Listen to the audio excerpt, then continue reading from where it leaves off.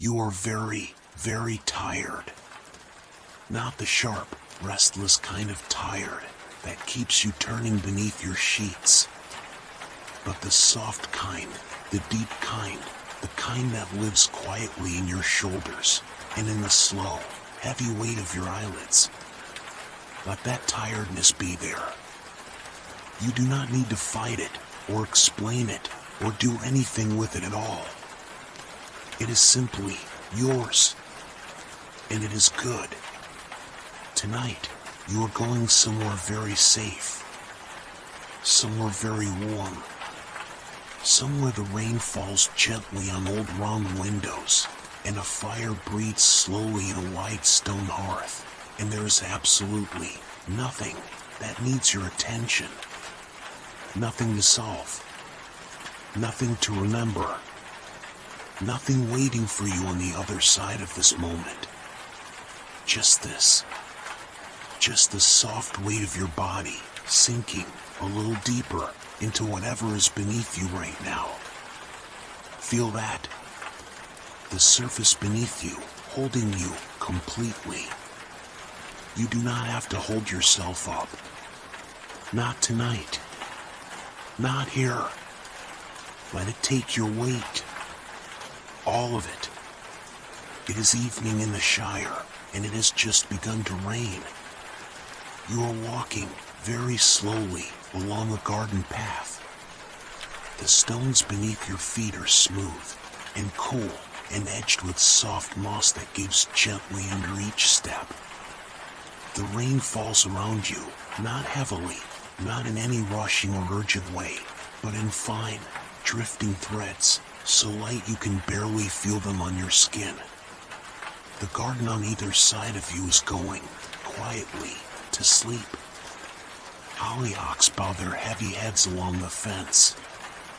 Lavender lines the left edge of the path, and even in the rain, perhaps especially in the rain, you can smell it. That soft, gray, familiar scent. Clean and old and still. You breathe it in, and you let it go. And the path curves gently ahead of you through the quiet, darkening green. At the end of the path, there is a door, round as the moon, and painted the warmest shade of yellow you have ever seen. Not bright, not loud, but deep and golden, the color of candlelight seen through old glass, the color of something that has been glowing for a very long time and is in no hurry to stop. You stop walking just for a moment and you look at it. There is a brass knocker at the center of the door, beaded with tiny drops of rain, each one trembling very slightly in the evening air, but not quite falling. The round wooden frame of the doorway is painted the same deep yellow, and it is set into the hill itself, into the soft green slope that rises gently on either side, as if the hill simply grew around this door in order to keep it warm. You are cold, pleasantly, gently cold. The kind of cold that makes the warmth you are about to step into more real, more certain, more yours. You reach for the handle. It is old and worn smooth in exactly the places where a hand would naturally fall. Cool against your palm for just one breath, and then you turn it. The door opens, and the warmth comes out to meet you. It does not wait. It simply pours through the open doorway and wraps itself around you, slowly, thoroughly, the way warmth does when it comes from a real fire, from a deep hearth that has been burning all afternoon. The smell reaches you first.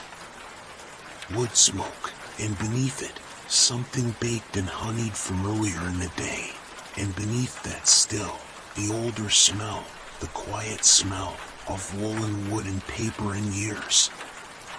The smell of a place that has been deeply and carefully loved. You step inside. The door closes softly behind you, and the rain becomes something happening somewhere else. The hallway is round and low and warm.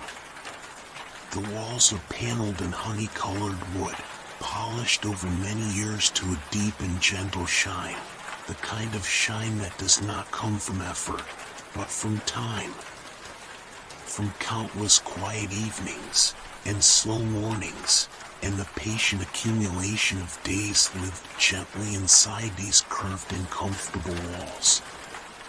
The ceiling curves above you, just slightly, like the inside of a held breath, and the floor beneath your feet is covered in a round rug, deep red, with small curling leaves worked in gold around the border.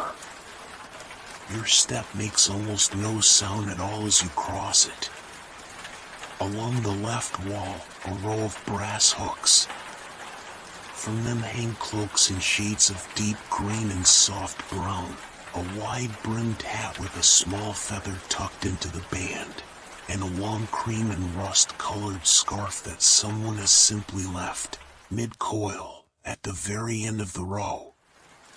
As if they had just come in from the cold, and set it down, and forgotten about it entirely, in the best possible way. You stand in the hallway for a moment, and you let the warmth find you. It is patient. It moves slowly, from your cold hands, up through your wrists, into your arms. It finds the chill at the back of your neck, and it stays there, gentle and steady, until the chill is simply gone. You had not noticed how tired your body was until just now. Until the warmth began to remind it that it does not have to try anymore. Not tonight. From somewhere deeper inside the hill, you can hear it. Very faint, very soft, but unmistakable. The sound of a fire. A low, slow, living crackle. The sound of cedarwood breathing out its warmth into a quiet room. It is the oldest sound in the world, and some part of you, a part that lives below thinking, below remembering, below everything, knows it. You follow it, slowly, down the hall. The sitting room is everything you knew it would be. You stand in the doorway for a moment, simply taking it in. Not rushing toward it, not reaching for it, just letting it arrive.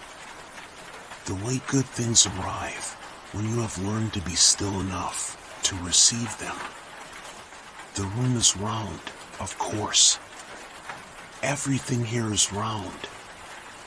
The walls curve inward at the top where the ceiling begins, and the whole space is the feeling of being cupped, held, the way a pair of hands hold something small and worth keeping.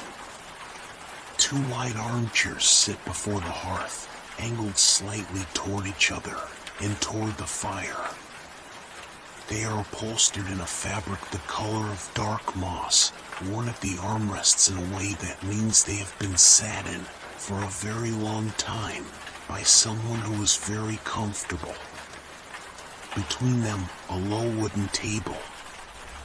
On it, a cup, still faintly steaming. And at the far wall, floor to ceiling, shelves, filled with books. Hundreds of them, in every shade of brown and green and dark red, some standing straight, some leaning gently into their neighbors the way old friends lean, without thinking about it. Some have slips of paper tucked between their pages, markers left mid-chapter, mid-sentence, mid-thought, by someone who meant to come back. You will come back too. But not tonight. Tonight the books are only for looking at, for the comfort of knowing they are there, row upon row of them, holding their quiet words, in the warm and amber light. The fire is the heart of the room. It burns in a wide stone hearth, low and steady, the cedarwood catching and releasing, in that slow rhythm that your own breath, almost without meaning to, begins to follow. In and out. Slow and slower still. The flames are not tall or urgent. They are the small, settled kind. The kind that have been burning long enough to know exactly what they are doing. Here is chunk 5. Copy and paste exactly as written below. You move toward the nearer armchair, and you sit down. The cushion receives you slowly, the way only very old, very good chairs do. Not springing back, not resisting, but simply gathering around you, conforming to you, as if it had been waiting in exactly this configuration, for exactly this moment, for quite some time. You let your head rest back. The fabric of the chair is soft against the sides of your face, and it smells faintly of cedarwood, and something floral, lavender perhaps, dried and tucked somewhere inside the cushion long ago, still releasing its scent very slowly into the warm air of the room. You close your eyes, and then, almost immediately, you open them again, just to look once more, because the room is so beautiful in this light, and some quiet part of you wants to hold it for a moment before letting go. The fire throws its light across the ceiling in long, slow, amber waves. They move like water, like breathing, rising and falling with each small shift of the flame below. The shadows at the edges of the room are deep and soft, not dark in any way that troubles you, but dark in the way of velvet, of closed curtains, of the underside of a warm and heavy blanket. On the mantel above the fire, a single candle burns. You watch its flame. It is very small and very steady, and yet it moves. Constantly, imperceptibly, swaying in some current of air so gentle it cannot be felt, only seen. It bends, just slightly, to the left, and then recovers, and bends again, and recovers, back and forth, back and forth. You watch it for a long time, or perhaps only for a moment. It is becoming difficult to tell. Time in this room moves differently, more slowly, more kindly, like honey moving through cold air, thick and golden in an absolutely no hurry to arrive anywhere at all. Your hands rest open in your lap. Your shoulders have fallen. You had not noticed, until just now, how far they have fallen. On the round window to your left, the rain continues. You can hear it now, more clearly than before. It taps against the glass in no particular pattern, and that is exactly what makes it so restful. There is no rhythm to follow, no beat to keep track of. Just the soft, irregular, endlessly varied sound of small drops of water finding the glass and running down it in long, slow lines that catch the firelight as they go. You turn your head, just slightly, and you watch them for a moment. The window is dark beyond the rain, the garden outside dissolved into a soft and shapeless black. But the glass itself glows faintly, lit from within by the amber warmth of the room behind you.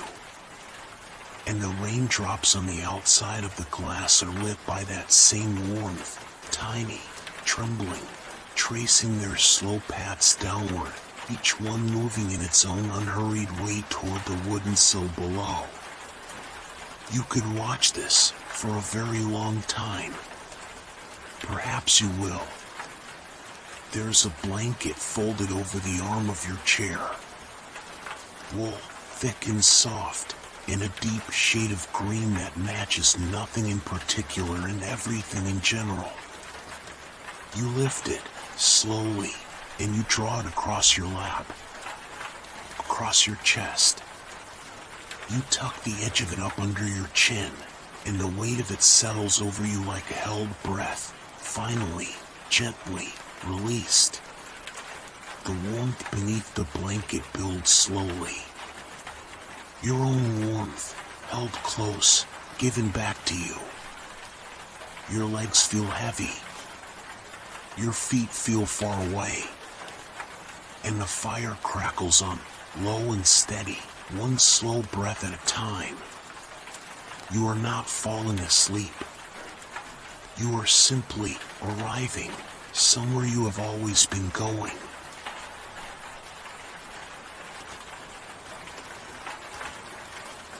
The cedarwood shifts in the hearth.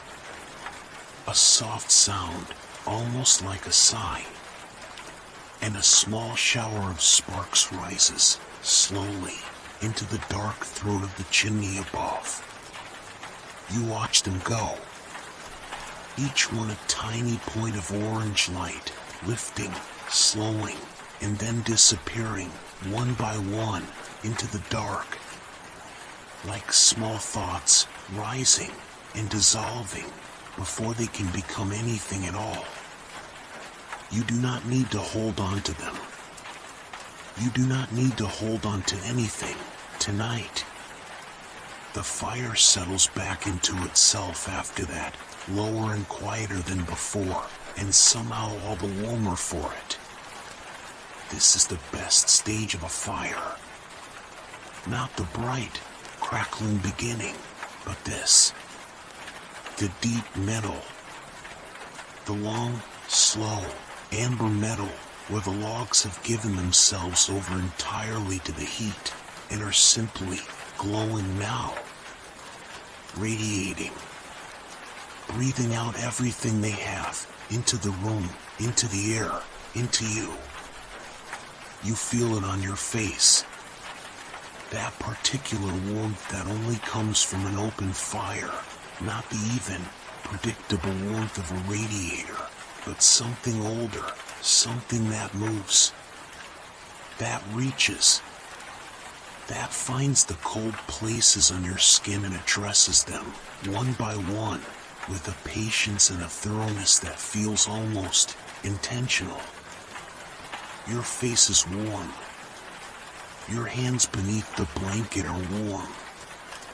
The back of your neck, which was the last cold place, is warm now too. There is nothing left to warm. You are thoroughly, completely held by this room, by this fire, by the rain still moving slowly down the round dark window to your left, by the smell of cedarwood and old books and the last faint trace of something honeyed from the kitchen, drifting through from somewhere deeper in the hill. Your breath moves slowly in and slowly out. The candle on the mantel bends its small flame to the left and recovers. To the left and recovers. You are watching it less and less. Somewhere deeper in the hill, a clock ticks. You can only just hear it, beneath the rain, beneath the fire, beneath the soft and structureless sound of the room simply being. It does not intrude. It does not hurry. It simply marks the passing of moments, each one identical to the last, each one complete in itself. Tick and tick and tick. A sound so steady and so patient that it becomes, after a while, less like a sound and more like a texture. Part of the fabric of the room. Part of the warmth. You do not know what time it is. You find that you do not mind. Time in this room has become something different from the time you are used to. It does not press. It does not accumulate into deadlines or distances or the feeling of things not yet done. It simply passes. The way water passes over smooth stones in a very slow stream, leaving everything exactly as it was, only slightly more polished, slightly more at ease. Your thoughts have been growing quieter for some time now. You may have noticed this, or you may not have. It happens gradually, the way the light changes in a room when a cloud passes over the sun outside. You do not see it happening. You only notice, after a moment, that things are softer than they were, that the edges have gone, that the particular busyness that lives behind your eyes during the day has grown very, very still. There's nothing behind your eyes now but warmth, and the faint amber suggestion of firelight seen through closed lids. Because your eyes, you realize, are closed. You did not decide to close them. They simply arrived there. The way sleep arrives, not all at once, but in layers. In slow, descending, comfortable layers. Each one a little heavier than the last. Each one a little darker. Each one a little more yours. The rain taps on. The clock ticks on. The fire breathes on. And you are here. Here is chunk 9. Copy and paste exactly as written below. You are not thinking anymore. Or rather, thoughts are still arriving, the way they always do. But they are different now. Softer. Slower. They do not demand anything. They do not pull at you or press against you or ask to be resolved. They simply drift through, like smoke through a quiet room, taking their slow and shapeless time, and then continuing on into whatever is beyond. You let them go. Every one of them. There is a thought about tomorrow, and you let it go. There is a thought about something you said, or meant to say, or should perhaps have said differently, and you let that go too. It dissolves at the edges, loses its shape, and is gone. There is a thought that is not quite a thought, more of a feeling, a vague and structureless awareness of something left unfinished somewhere, and you breathe in slowly, and as you breathe out, that too goes. There is nothing left now that needs your attention. The room holds you completely. The blanket holds you.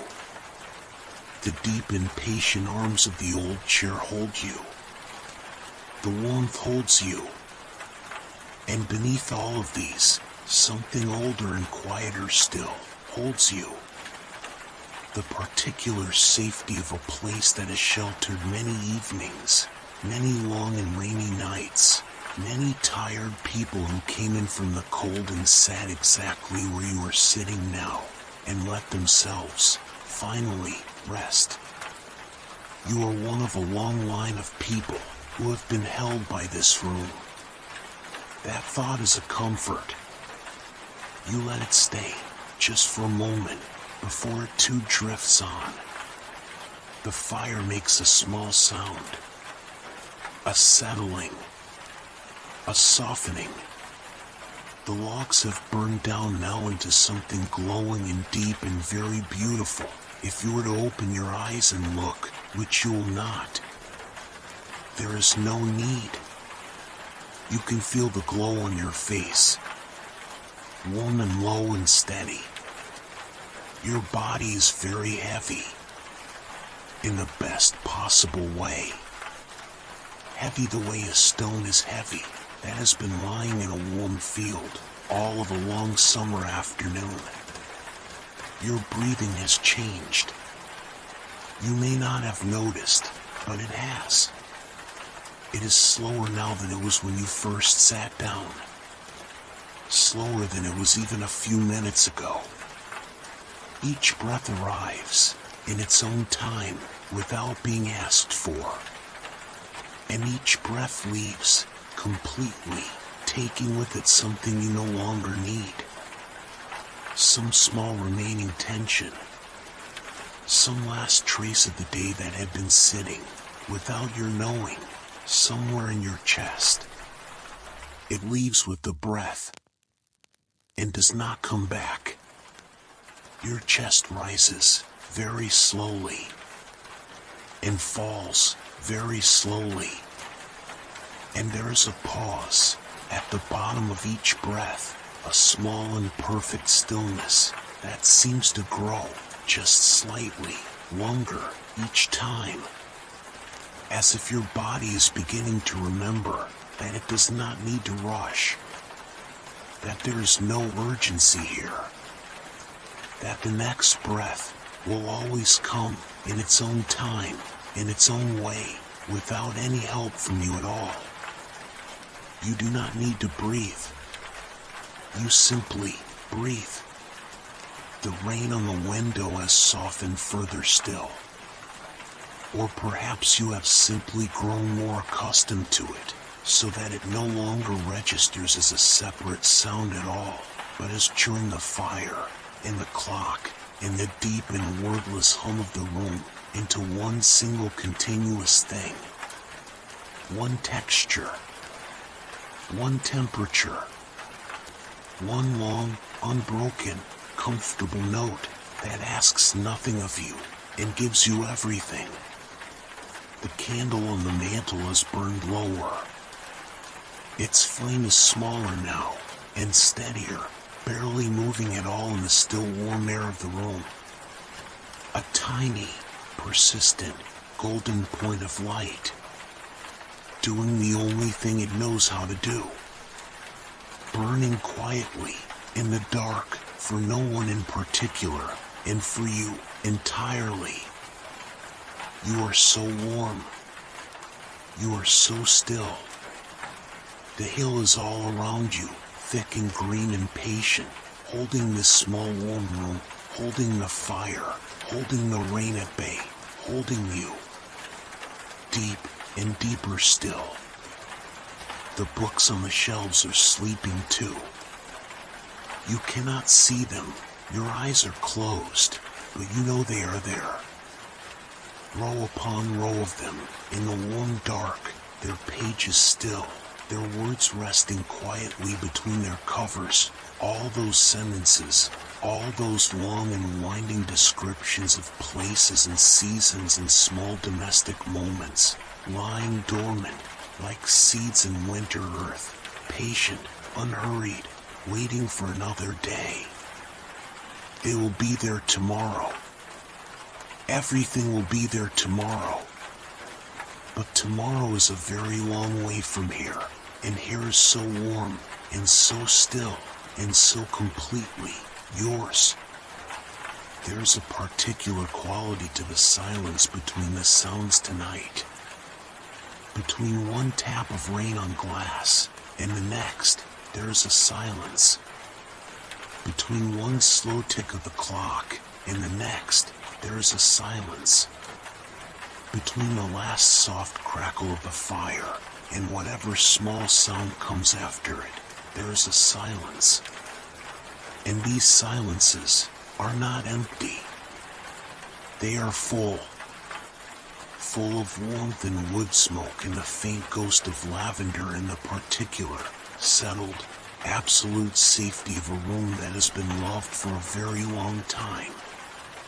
You live in those silences now, more than in the sounds. Your hands are completely still in your lap, beneath the blanket. You cannot quite feel where your fingers end, and the warm wool begins.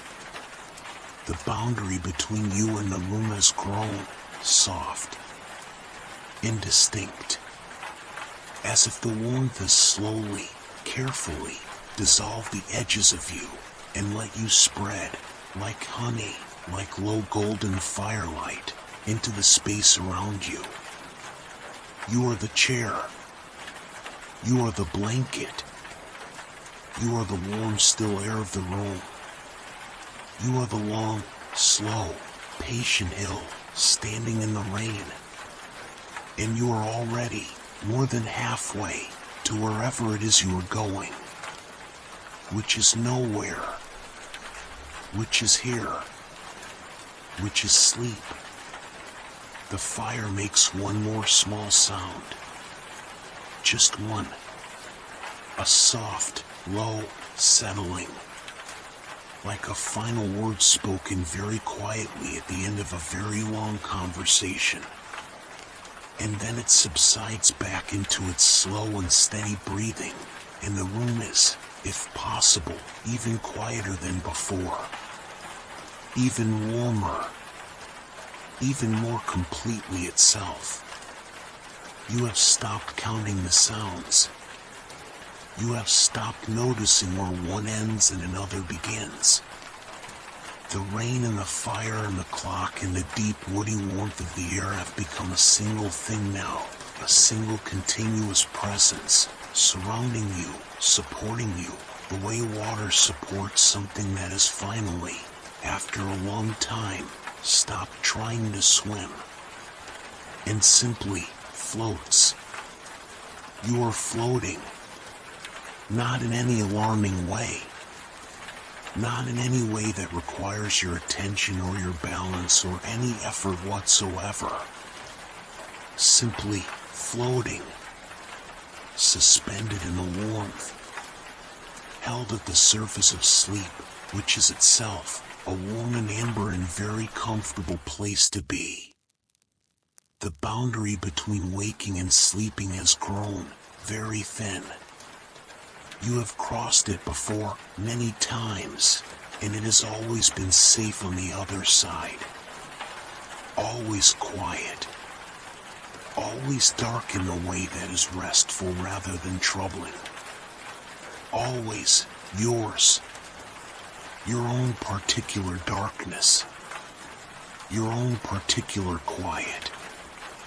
Waiting for you, as it always waits, patient and unchanged, on the other side of this last, then, dissolving boundary. There is nothing to do. There is nothing to decide. There is no correct way to cross. You do not need to try. You do not need to let go, because there is nothing left to hold. Your hands are open. Your breath is slow. Your body is heavy and warm and completely at rest. The rain falls on the round window. The fire glows in the wide stone hearth. The hill stands in the dark, thick and green and still. And you are almost there. Here is chunk 13. Copy and paste exactly as written below. There is nothing left of the day. It is gone, completely. All of it. The sounds of it, the textures of it, the particular weight of it that you carried, without always knowing you were carrying it through all those hours. It has dissolved. The way the garden outside dissolved into the soft, dark evening when you first arrived, losing its edges, losing its colors, becoming simply a gentle and shapeless presence beyond the glass. The day is beyond the glass now, and you are in here, one and held and finished with it entirely. If there are things you did not finish today, they will wait. They are patient, those things. More patient than you have perhaps given them credit for. They will sit quietly in their places, and they will be exactly where you left them when the morning comes. And the morning will come, gently, in its own time, with its own light, in its own particular kind of beginning. But that is a very long way from here. Here there is only this, the slow revolution of warmth around you, the old blanket risen to your chin, the old chair holding the shape of you, as if it had always known this shape was coming, and had been gradually, over many years, preparing itself. The fire at your feet, low and deep and endlessly patient. The rain at the window, faithful, unhurried, asking nothing. You have been breathing very slowly, for quite some time now. Each breath a little shallower than you might expect, and yet completely sufficient. Completely right. Your body knows exactly how much air it needs, and it is taking it, quietly, without any involvement from you at all. Your body is very good at this. At all of this. At the slow and wordless business of letting go. Trust it. It knows the way. It has always known the way. Down through the warmth. Down through the dark. Down through the last thin layers of awareness, into the deep and fathomless and completely restful dark below. You are going there now. Slowly. Easily. Without any effort at all. The candle on the mantle is very low now. You cannot see it, but you know. You can feel the difference in the light behind your closed eyelids. Softer than before. Darker at the edges. The room has gathered itself into a smaller, more intimate circle of warmth, centered on the hearth, on the last deep glow of the cedarwood, on you. The shadows have grown, and they are kind. They are the shadows of a room that is simply settling into its nighttime self. The same room it always is, only quieter, only stiller, only more completely given over to the dark and the warmth and the sound of rain that has been falling. It feels now, forever, as if the rain began long before this evening, as if it has always been raining, softly, on this particular hill, on these particular round windows, on the lavender and the hollyhocks and the smooth wet stones of the garden path. And perhaps, in the way that matters, it has. Your thoughts are not thoughts anymore. They are images now, and not even quite images. Impressions. The suggestion of a color. The memory of a texture. Something warm and yellow at the edges of your awareness, like candlelight seen from a great distance, or the color of a door, a round and golden door, glimpsed at the end of a long and darkening path. You are walking that path again, very slowly, very quietly, the rain falling around you in fine soft threads, the smell of lavender rising from the borders on either side, the stone smooth and dark beneath your feet, and at the end of it, just visible through the soft gray evening, that warm and glowing door. You do not need to hurry. You are already almost there. The fire breathes out. The rain falls on. And somewhere at the very edges of where you end and sleep begins, something lets go. Something that has been held for a very long time. It lets go now. Quietly. Completely. You are deeper now than you were. You can tell Not because you are thinking about it, but because thinking itself has become distant. A thing that happens somewhere far above you. The way sounds happen above the surface of water when you are floating just below it. Muffled, slowed, stripped of their urgency. Reaching you, if they reach you at all, as little more than vibrations. As texture rather than meaning. The rain is texture now. The fire is texture now. The slow and patient ticking of the clock, somewhere deeper in the hill, is texture now. All of it woven together into one continuous, warm, and wordless thing. A blanket of sound. Wrapped around you just as the wool blanket is wrapped around you. Layer upon layer. Warmth upon warmth. You are very deeply warm. Not just at the surface of your skin, but all the way through. In the places that are hardest to warm. The place between your shoulders. The place at the center of your chest.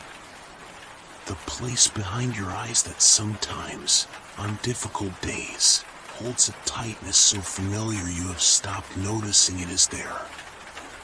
It is not there now. There is nothing there now but warmth, and the faint and fading memory of warmth, and below that, something that has no name and needs none. Something that simply is. That has always been. That will be there, unchanged and unhurried, when you surface again in the morning. You are safe. You are so profoundly, quietly, completely safe. The hill is around you. The room is around you. The fire, even now burning down to its last deep embers, is around you. And the rain, faithful and soft and endlessly gentle, is around you. Everything that matters is here. Everything that does not matter has gone. Your breath moves in the dark. Slow and slower. Shallow and more shallow still. The most natural thing in the world. The most ancient thing in the world.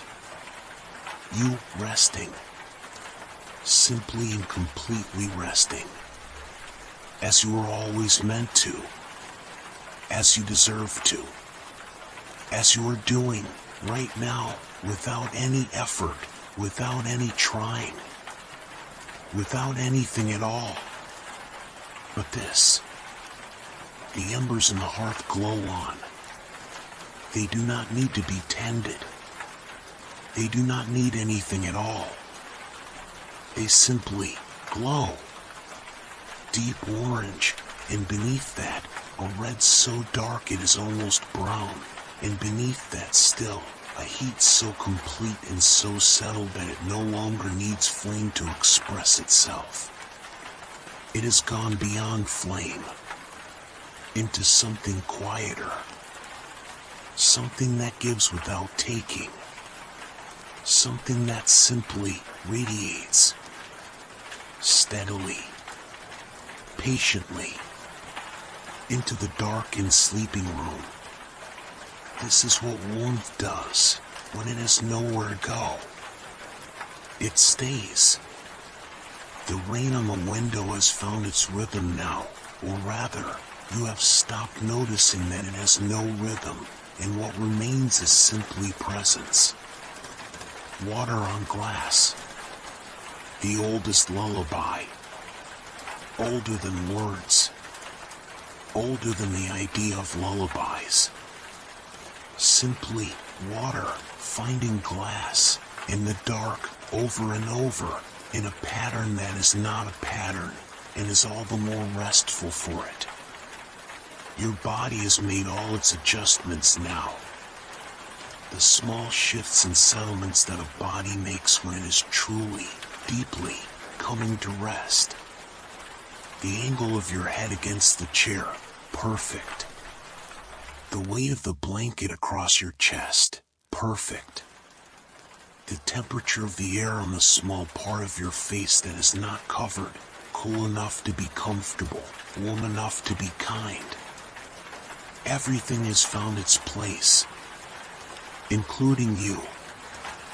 You have found your place, here, in this chair, in this room, in this hill, in this quiet and rainy corner of a world that is, tonight, asking nothing of you, expecting nothing, requiring nothing, simply receiving you.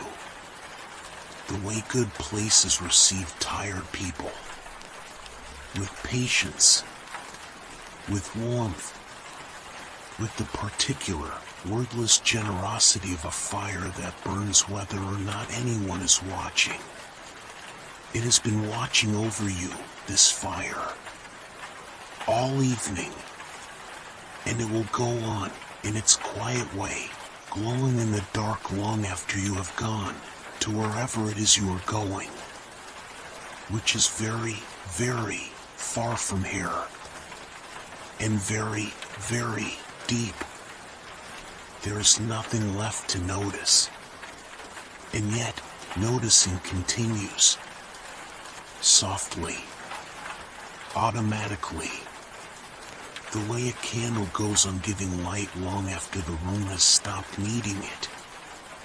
Some quiet part of you, some last gentle watchfulness, continues to register the warmth. The rain, the ember glow behind your closed eyelids. Not because it needs to, not because anything is required of it. Simply because noticing is what it does, and it is very good at doing it, very quietly, with less and less effort, further and further from the surface of things. It will stop soon. Not with any drama. Not with any clear moment of ending. Simply, gradually, the noticing will become so quiet, so light, so far below the surface, that it will no longer be noticing at all. It will be something else. Something without a name in the language you use when you are awake. Something that belongs entirely to the other side. You are almost on the other side now. You have been moving toward it all evening. From the first cold step onto the garden path, through the yellow door, down the honey-colored hallway, into this round and fire-lit room. Every step was toward this. Every sensation, every slow breath of cedarwood and lavender, every tap of rain on glass, every amber wave of firelight across the ceiling was carrying you here. To this precise degree of stillness. To this precise depth of warmth. To this last, thin, barely there layer of awareness, through which the sounds of the room reach you now as if from a very great distance. As if you are at the bottom of something deep and warm and full of a silence so complete, so total, so absolutely restful, that the word silence does not quite cover it. Peace, perhaps. The old kind. The kind that does not need to be earned or explained or held on to. The kind that was always here, waiting, beneath everything. You have arrived. The rain falls on the hill. The embers glow in the hearth. And you are still. The hill breathes around you. Slowly, in the way that hills breathe, which is not so different from the way you breathe right now. Long and deep and without any hurry. The earth itself, thick and green and ancient above these round and sheltered rooms, rising and falling in its own vast and patient rhythm. A rhythm so slow you cannot hear it, only feel it.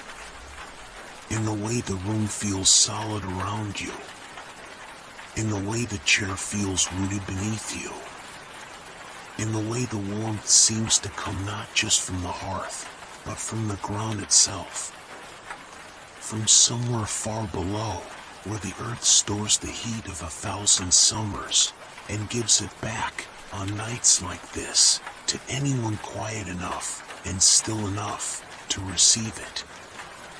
You are quiet enough. You are still enough. The rain has settled into its nighttime self now. Not the rain of early evening, with its occasional gusts and variations, but the deep, middle of the night rain. Committed. Steady. Falling straight down through the dark in a fine and even curtain that covers the whole of the Shire, the fields and the hedgerows and the sleeping gardens and the slow dark rivers winding between their banks, all of it beneath the same soft, gray, endlessly patient rain. Everything outside is sleeping. The hollyhocks in the garden, their heads bowed and beaded with water, sleeping. The lavender along the path, its scent released and dissolved into the wet night air, sleeping. The garden gate, standing in the rain, the brass latch dark with wet, sleeping. Even the path itself, those smooth and mossy stones, sleeping beneath their film of rain, dreaming whatever it is that stones dream, which is slow and deep and almost entirely without event. Everything has given itself over to the night. As you have.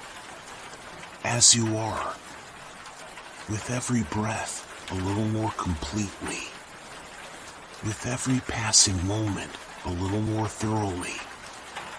With every soft tap of rain on the round dark window, a little more deeply. And gently.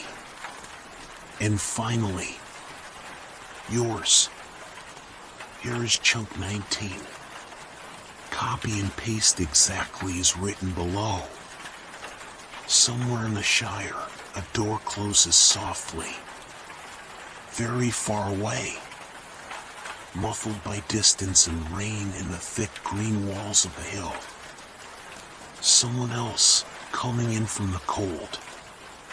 Someone else finding their warmth.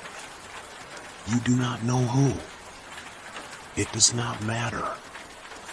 It is simply a comfort to know that elsewhere, in other round and lamp-lit rooms, other tired people are settling into their chairs, pulling their blankets up, letting the sounds of the rain replace the sounds of the day. You are not alone in this. You have never been alone in this. Every night, in every place where rain falls on rooftops and windows, people are doing exactly what you are doing. Letting go. Sinking down. Following the warmth into the dark. It is the oldest human thing. Older than language. Older than memory. The simple, necessary, deeply good act of lying down at the end of a day and trusting the night to hold you. The night holds you. It has always held you. Every night of your life, without exception, without failure, the night has received you. And every morning, without exception, without failure, you have surfaced from it. Renewed. Restored. Return to yourself in ways that the daytime never quite manages. The night knows things about you that the day does not. Knows how to reach the parts of you that are unreachable by light. The tired parts. The deep parts.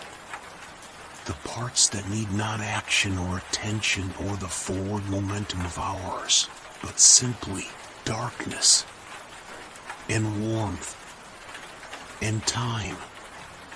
You are giving yourself that now. All of it. The darkness behind your closed eyes is complete and soft and very kind. It has a texture, this darkness, like velvet, like the inside of something very old and very safe. It presses gently against your eyelids, and you press back very slightly, and there is in that small exchange something that feels almost like recognition, like being known, like being finally, completely seen. The fire glows on in the hearth. The rain falls on in the dark. And the night holds you. You are so far down now, so far below the surface of the day, so far beneath the reach of thoughts and sounds and the ordinary pull of things, that what remains of you up here, in this warm and fire-lit room, is only the most essential part. The part that breathes. The part that is warm. The part that exists without needing to do anything, or be anything, or know anything at all. That part is enough. That part is everything. The chair holds it. The blanket holds it. The room holds it. And below the room, the hill. And below the hill, the deep and patient earth. Layer upon layer of holding. Each one more ancient than the last. Each one more certain. Each one asking absolutely nothing in return. You are held all the way down.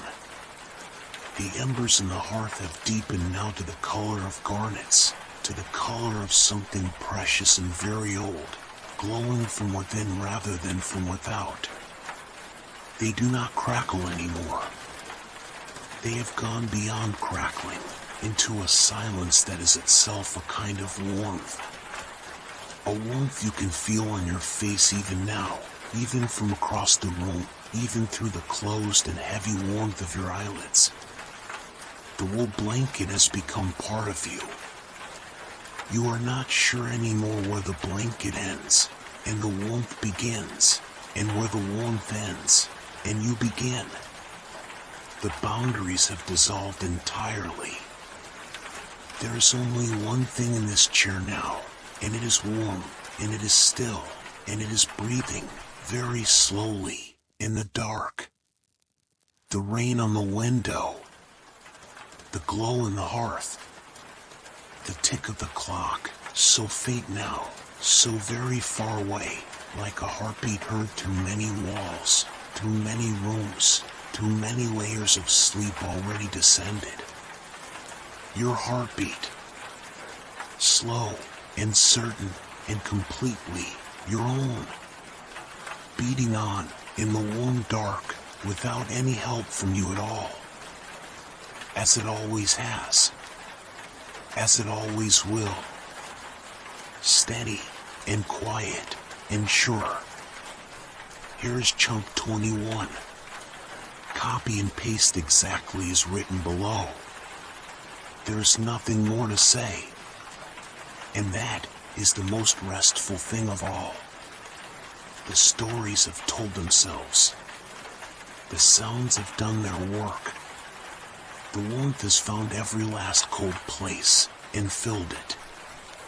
And the rain, that faithful, gentle, endlessly patient rain, continues to fall on the hill, on the round window, on the lavender and the hollyhocks and the smooth dark stones of the garden path, just as it was falling when you arrived, just as it will be falling when the morning comes, softly, through the curtains, to find you rested.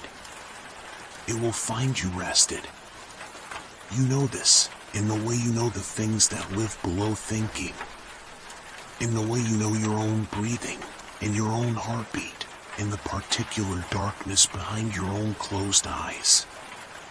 Certain, simple, completely beyond doubt. The room is yours tonight. The fire is yours. The chair is yours. The blanket and the warmth and the slow amber dark and the sound of the rain on the glass, all of it, entirely and without condition, yours. You did not have to earn it. You did not have to deserve it. You only had to arrive, and you arrived, and here you are. Here you are. The clock has stopped marking time, or perhaps you have simply stopped hearing it. It does not matter which. Time has become irrelevant to you now, a thing that happens in another country, to other people, on other kinds of nights. Tonight there is no time. There is only depth, and warmth, and the last slow dissolution of everything that is not sleep into everything that is. Let it go. All of it. The last thought. The last awareness. The last faint sense of a room, and a fire, and a hill standing in the rain. Let it go, the way the embers will eventually let go of their light, slowly, without resistance, without loss. Simply completing. Simply finishing. Simply becoming the dark and the quiet and the deep and dreamless rest that was always on the other side of this. You are on the other side now. The rain falls. The hill stands. The fire glows its last. And you are gone into the good dark, sleeping deeply, completely, at last.